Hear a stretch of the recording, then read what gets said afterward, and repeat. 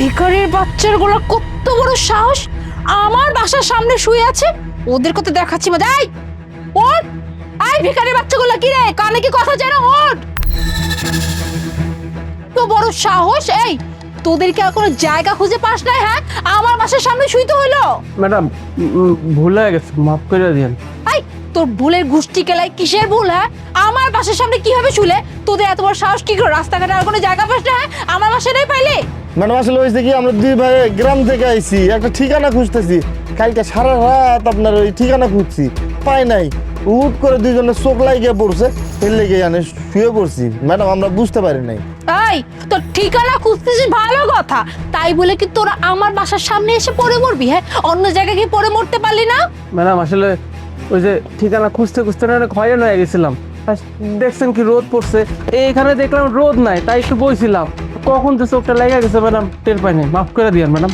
তোদের মতো ভিখারিদের না আসলে কি বলবো। হ্যাঁ, মানে একটা বড় বাড়ি দেখা মাত্র এখানে শুয়ে পড়লি, এতটুকু জানিস না? হ্যাঁ, এসব বাড়ির সামনে এসে বসা নিষেধ, শোয়া তো দূরের কথা।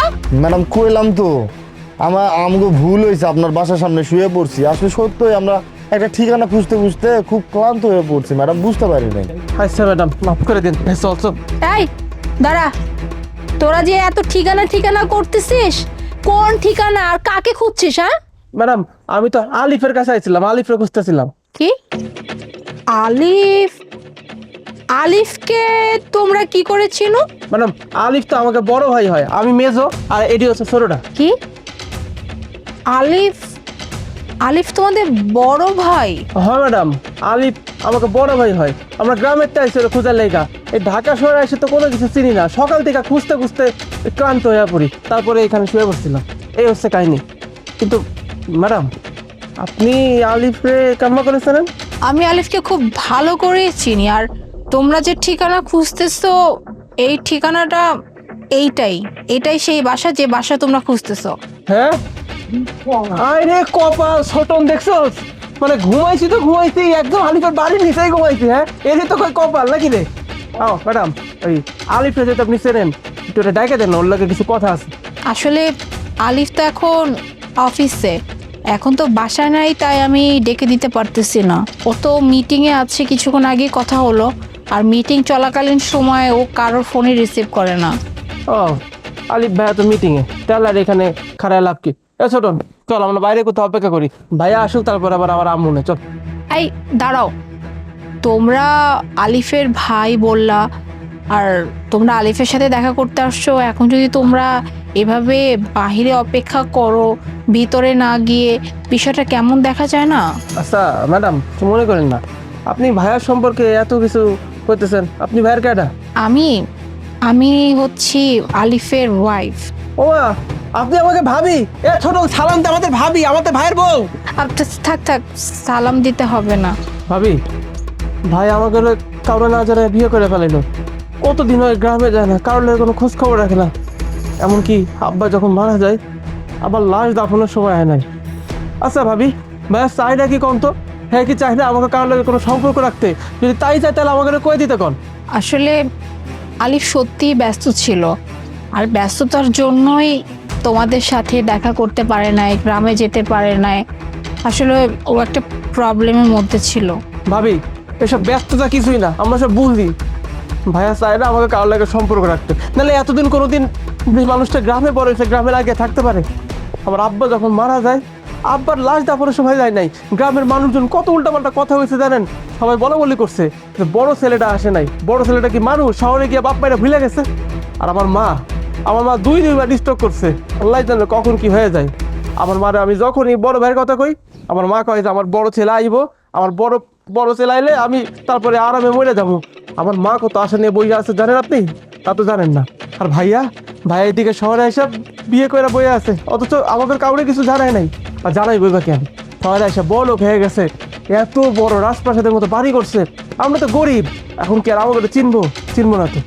আমি তো এটাই বুঝতে পারতেছি না যে ভাই কেন আমাকে কেমন করতেছে। ভাবি শোনেন, আপনার জামাইরে কয়ে দেন, সে যদি আমাকে কারোর লাগে সম্পর্ক না রাখতে চায় আমাকে সরাসরি কয়ে দিতে। এত কষ্ট কেন দিতেছে সে আমাকে? আসলে তোমরা না তোমাদের ভাইকে ভুল বুঝতেছো। আলিফ সত্যি একটা প্রবলেমে ছিল। আসলে ওই যে তোমাদের বাবা যখন মারা যায়, তখন ও একটা বড় অ্যামাউন্টের একটা লোন নেয় ব্যাংক থেকে বিজনেসের কাজের জন্য। কিন্তু হঠাৎ করে বিজনেসটা একটু খারাপ যাওয়াতে ও লোনটা ঠিকঠাকভাবে পরিশোধ করতে পারে না সময় মতো। আর এর জন্যই ব্যাংক ওর নামে মামলা করে দেয়। আর এই মামলার জন্যই আলিফ প্রায় অনেক দিন পর্যন্ত লুকায় থাকে। ও ঠিকমতো বাসা থেকেও বের হতো না। আর এর জন্যই ও তোমাদের কাছে যেতে পারে না, এমনকি বাবার দাফনের সময় যেতে পারে না। কিন্তু জানো, ও সব সময় তোমাদের কথা অনেক মনে করে, মার কথা, সবার কথা অনেক মনে করে। আমার সাথে তো অনেক সময় কান্নাকাটিও করে তোমাদের কথা ভেবে ভেবে।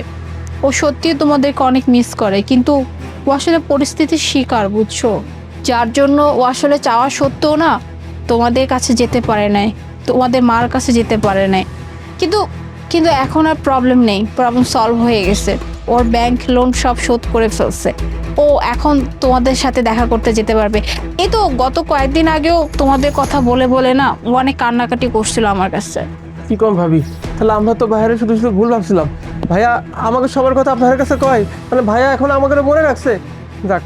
আর শুধু তোমার ভাইয়েই এবার যাবে না, এবার আমিও তোমাদের সাথে যাব।